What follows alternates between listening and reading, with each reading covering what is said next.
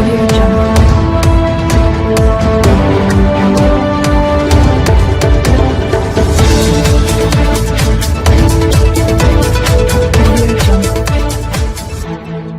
मोहम्मद नासिर और एडवोकेट ओरिबुद्दीन की कोशिशों से आंदोलनकारियों को 11 साल बाद मिला न्याय।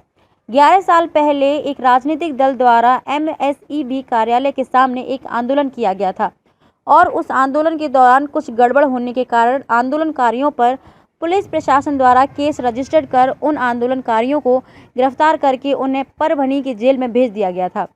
बहुत दिनों जेल में बिताने के बाद इन आंदोलनकारियों की मुश्किल से जमानत हो पाई थी। वह राजनीतिक पार्टी जो इस आंदोलन की वजह से नांदेड़ शहर में तथा जिले में मशहूर हुई थी, उस पार्टी और पार्टी के पदाधिकारियों ने इस आंदोलन के लिए जेल जाने वाले आंदोलनकारियों की कोई सुध नहीं ली। ऐसा इल्ज़ाम 11 साल बाद इस केस से बाइज्जत रिहा हुए आंदोलनकारियों ने लगाया। कुछ आंदोलनकारियों का कहना है कि हमारी कुर्बानियों पर इस राजनीतिक दल के करोड़ों रुपयों के महल खड़े हुए हैं और कुछ का कहना है कि नौजवानों ने इस तरह की राजनीतिक दलों से सावधान रहना चाहिए जो सिर्फ अपने फ़ायदे के लिए उनका इस्तेमाल करती हैं और मुसीबत की घड़ी में वे उनसे किनारा कर लेती हैं। 11 साल लंबे चले इस मुकदमे की पैरवी शहर के जाने माने वकील ओरिबुद्दीन ने की थी और इस मुकदमे में उनका साथ मोहम्मद नासिर मोहम्मद इकबाल, जो 11 साल पहले उस राजनीतिक दल के अध्यक्ष थे, ने बेहतरीन ढंग से किया। 11 साल से इन दोनों की कोशिशों से, मेहनत से ये तमाम आंदोलनकारी आज नांदेड़ कोर्ट द्वारा बाइज्जत बरी किए गए हैं। इस खुशी में इस मुकदमे में फंसे उन तमाम आंदोलनकारियों द्वारा एडवोकेट ओरिबुद्दीन तथा मोहम्मद नासिर का सत्कार तथा उनका शुक्रिया अदा किया जा रहा है। आज हम 11 साल हो गया, मैटर ख़त्म हो गए, ना मजलिस का कोई लीडर आया ना कोई आए। जो मजलिस के जिम्मेदार थे उनके पास जो नोटिस आ गए थे उन्होंने मजलिसों पेपरों को दबा दिए। आज आरिफ भाई बिना पैसे लिए सिवा उन्होंने हमारा काम करे और हमें बाइज्जत बरी करा। जिसमें पेपर जो है नासिर भाई ने हर पेपर जो पेपर लग रहा है केस में, यहाँ तक कि बॉम्बे से पेपर लेके आए। और अल्लाह और हमसे एक गुजारिश है मेरी से कि अल्लाह रसूल के वास्ते लेके लोगों को जो गुमराह कर रहे हैं वो गुमराह बच्चे ना हों, ना जज्बात में जाते हुए सोच समझ कर अपना काम करें। और परेशानी हुई, हमारे पासपोर्ट को परेशानी हुई, नौकरियों में परेशानी, कैरेक्टर सर्टिफिकेट में परेशानी हुई, कोई चीज़ का अमल हल नहीं हुआ। और कोई ये जो पार्टी की तरफ से हम जो गए थे वो पार्टी ना मजलिस ने हमको कोई सपोर्ट नहीं किया, ना हमारा पार्ट पुरावा किया, ना पूछा। उन्होंने तो बोला कि हमको क्या करने का है, तुम तुम्हारे साथ देखो। ये केस जो लड़ाई है नासिर भाई की बहुत मेहरबानी है। नासिर भाई जो नगर सेवक है, नासिर भाई की मेहरबानी की तरफ से ये केस हमारा पूरा सॉल्व हुआ। और वो ओरिबुद्दीन साहब और शेरा ने मिलकर हमारे को सबको एक जगह करके एक ग्रुप बनाया, हमारा ग्रुप बनाया कि सबको एक जगह ला के सबको हर डेट को जो डेट वाली थी हमारी, जो अदालत से डेट दे रही थी ये डेट को, तो पूरे बच्चों को बुलाने का काम ये लोग अपना ग्रुप बनाया कर रहे थे। मगर लोगों की बहुत परेशानी हुई इसके अंदर, हमारे लोगों की। 2011 मध्ये मजलिस इत्तेहादुलमध्ये जे तरुणांना जे आंदोलन केलं होतं, आज 11 वर्षापासून त्यांनी एक भुगतान भुगताले होते ते आज लोकन्यायालयामध्ये आज सगळे बाइज्जत बरी झालेले आहे। आणि हे जे पार्टी आहे मजलिस इत्तेहादुल मुस्लिमीन हे लोकांना मिसगाईड करायचं काम करत आहे आणि भगवानचा हे देऊन त्यांनी लोकांना आणि तरुणांना यांच्या भविष्याने त्यांनी खेळत आहे। आणि आता हे सगळे पॅरेंट्सला मी एक मेसेज देत आहे नांदेडचे की आपले जे तरुण आहे 18 वर्षे ते 20 वर्षाचे जे तरुण आहे त्यांना हे राजकारणामध्ये असे लोकांसोबत जाऊ नका म्हणून मी त्यांचे आई वडिलाला एक मेसेज देत आहे की असे तरुणाला समजून सांगा तुम्ही आमच्या मुलाला की असे जे भगवानचे नाव घेऊन आणि जे भविष्यासोबत तुमचे खेळत आहे असे आपले पॉलिटिकल पार्टीमध्ये त्यांनी जावं नाही। फक्त आमचा एवढा उद्देश आहे। आणि आम्ही जे 53 लोकांना जे 11 वर्षापासून भोगतलेलं आहे, आम्ही असंच आहे की नाही की म्हणजे आता आम्हाला अल्लाह आणि अल्लाहचे रसूल ह्याचे आम्हाला हे घेऊन आम्हाला आमच्या भावनासोबत खेळलेलं आहे त्यांनी आणि आमच्या भावनाला दुखवलेलं आहे। आणि मी सगळे नांदेडचे जितके बी पॅरेंट्स आहेत त्यांना मी सांगत आहे की मजलिस इत्तेहादुल मुस्लिमीन एक धोकादायक पार्टी आहे आणि समाजाच्या मनानं त्यांनी एक खेळत आहे। असे पार्टीला हे तरुणाला मी सगळ्यांना निरोप देत आहे की तुम्ही हे मजलिस इत्तेहादुल मुस्लिमीनच्या शिकंजामध्ये जाऊ नये आणि धोका खाऊ नये।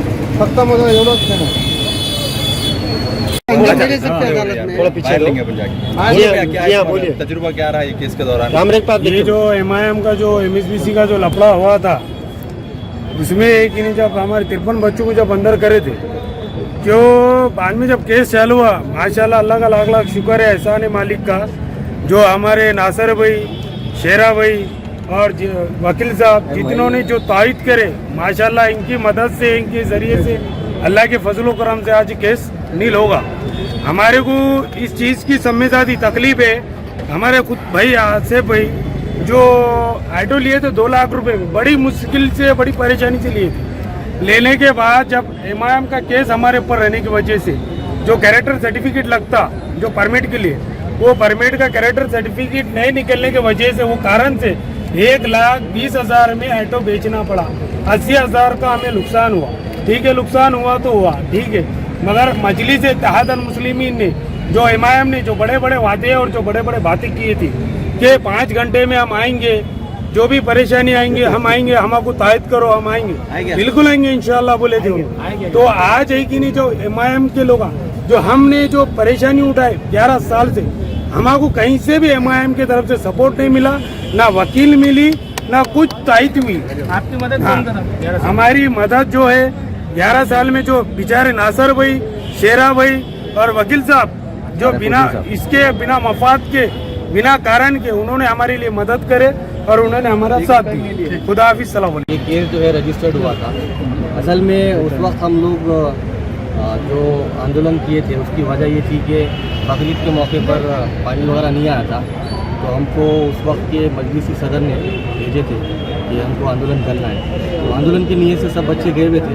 बहरहाल मैं तो उस वक्त एतमाद का नया रिपोर्टर बना था, लेकिन नीयत तो रिपोर्टिंग की थी। लेकिन हमें ये नहीं मालूम था कि वहाँ जाने के बाद ऐसा गाली वगैरह लगाई जाएंगी और कुछ बहुत ज़्यादा हरकतें की जाएंगी। और बहरहाल समझ नहीं आया कि 5-10 मिनट के अंदर वो हो भी गया मामला। पुलिस वहाँ मौजूद थी और बच्चों को देखो ना देखा है क्या बोल के पूछ के जो है गिरफ्तार कर रहे थे। उसके बाद हम लोग एक मामूली सी केस में 9 दिन जेल में रहे। जेल में रहने के बाद जब ज़मानत मिली, ज़मानत मिलने के बाद आज तकरीबन 11 साल मुकम्मल हो गए।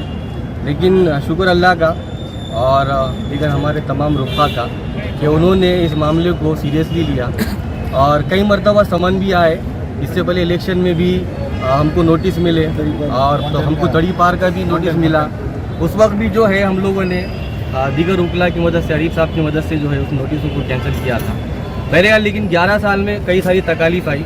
कई बच्चे हाईली एजुकेटेड है, पोस्ट ग्रेजुएट है, वो नौकरियों से महरूम भी हो गए। कई बच्चों को बहुत ज़्यादा मुश्किलात पेश आई।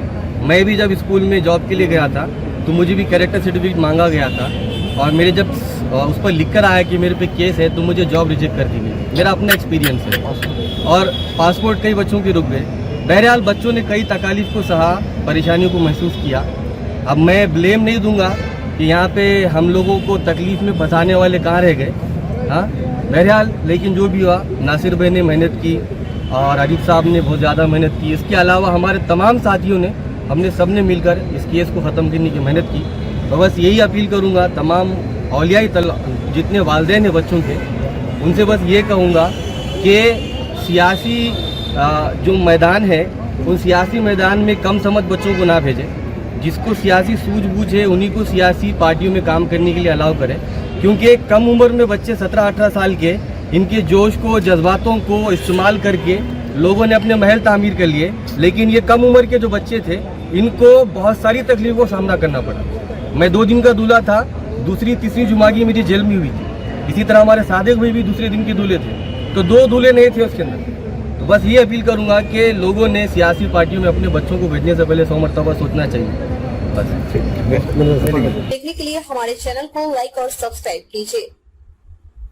हमसे संपर्क करने के लिए 9049032007 पर कॉल या व्हाट्सएप कर सकते हैं।